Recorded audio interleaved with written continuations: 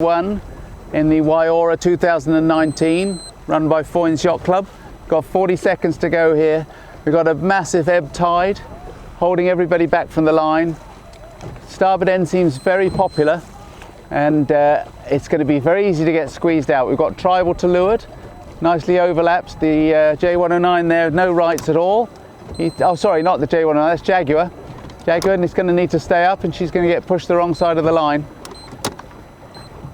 Very nice start by Tribal. The Sigma pushed out.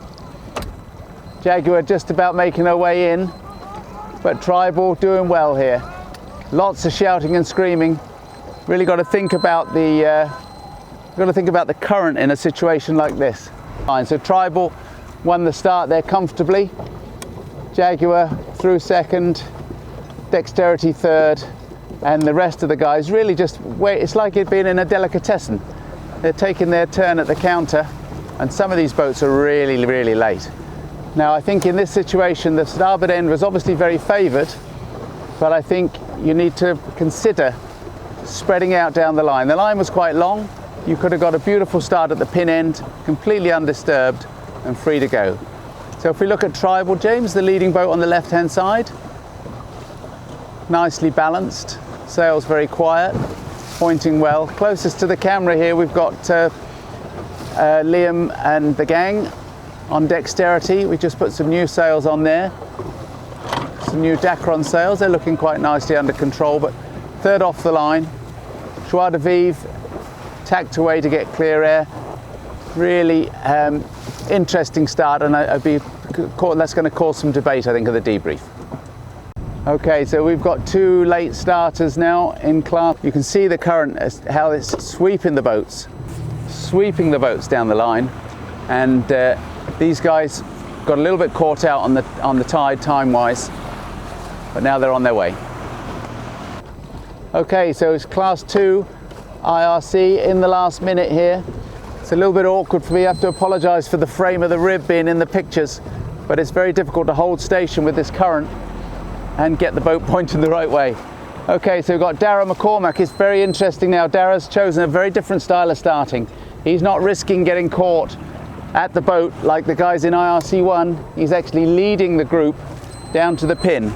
Very easy to kill time. Only 18 seconds to go here. Perfect start. He's in complete control. He's going to lead off the line flying here. So let's just get ourselves up onto the line. There's one boat. One boat's going to be over. 2-4, 2-4. He's going to have to re-round, which is going to be very painful.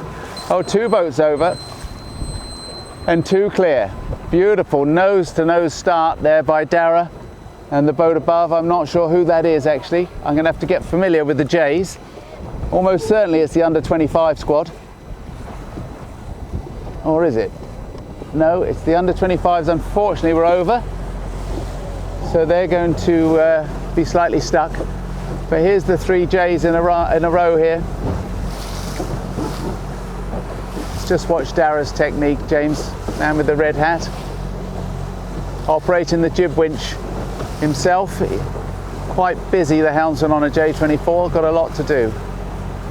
And it's Simon McGivney in the Gala Racing, who's just a little bit above Dara. He's probably going to struggle to live there and end up tacking away. And then we've got the under-25s. If you pan to the right, Jamesy, sail number 21 on their main. So okay, here goes Simon tacking away. But the under-25s, unfortunately, over the line by a foredeck, not by much. I'm guessing that will show itself on the results. Let's see what happens when they get to the top. Okay, so we've whizzed up from the start of Class 2, just in time to see Dexterity's hoist. So let's watch this. Fairly cautious approach, shall we say. Here we go. So the most important thing now is that the guy gets to the end of the pole and the halyard gets to the top of the rig before the sail sets. Let's just see how that's going to go. Pole really needs to get spread. It's a little bit of a twist, but I think it's going to pop out. Yeah, not bad at all. Okay, let's pan back to the Corby. Corby 25 here. pole, the spinnaker's not made it to the end of the pole, which is a cardinal sin for a set. It has made it to the top of the rig. It's a little bit slow coming back, and that makes it a little awkward. Now, big ease of the sheet, and away we go. Okay, so here we have Liam and the Powder Monkeys. Let's see how they do here. It's a very seasoned crew. I'm expecting something quite sharp here. Now the guy has not gone out to the pole end, but here it goes. That got out there nice and quick. Just need to get the spinnaker to the top of the rig and then trim on. Get the pole back, spread the sail. Oh, actually the spinnaker leech is caught on one of the jib battens.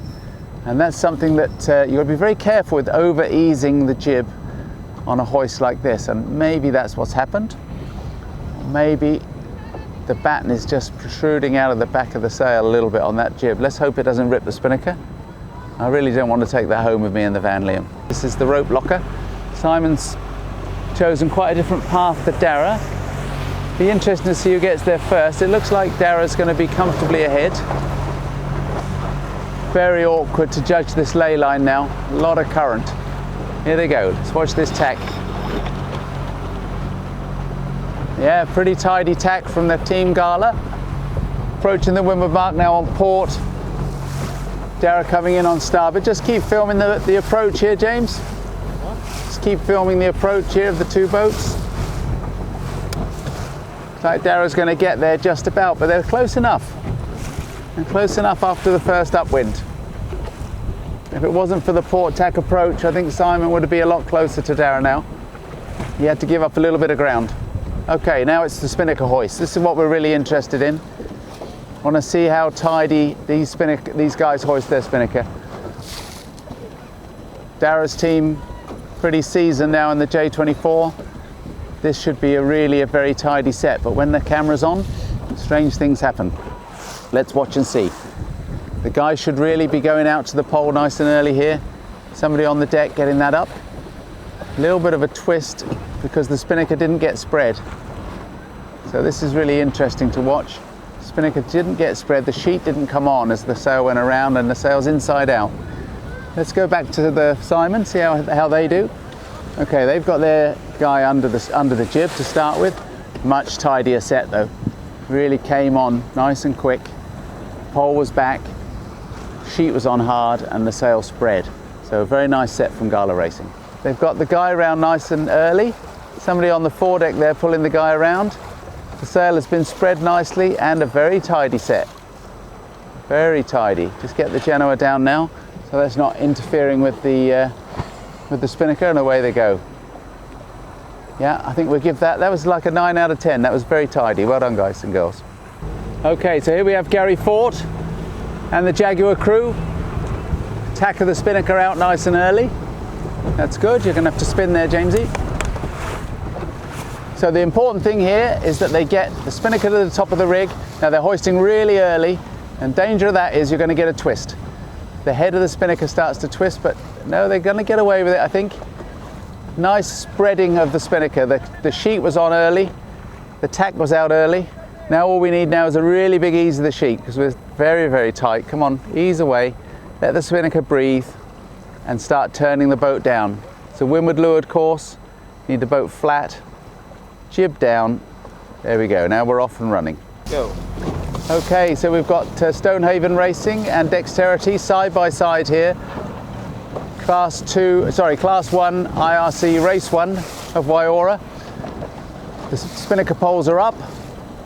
Now this would be an interesting test. Now we've got the smaller boat on the inside. If they make a tidy set here, they could maybe get away from the bigger Dexterity.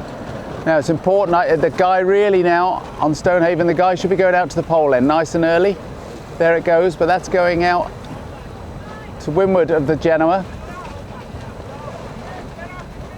Okay, here we go, starting to go to the top. Really important to get the guy round early here. If we look at the jib is over-eased. I think they're going to get away with it. But the jib is really over-eased, and that often gets in the way of the spinnaker and stops the clew coming round, and it starts to wrap itself, which it's doing at the moment.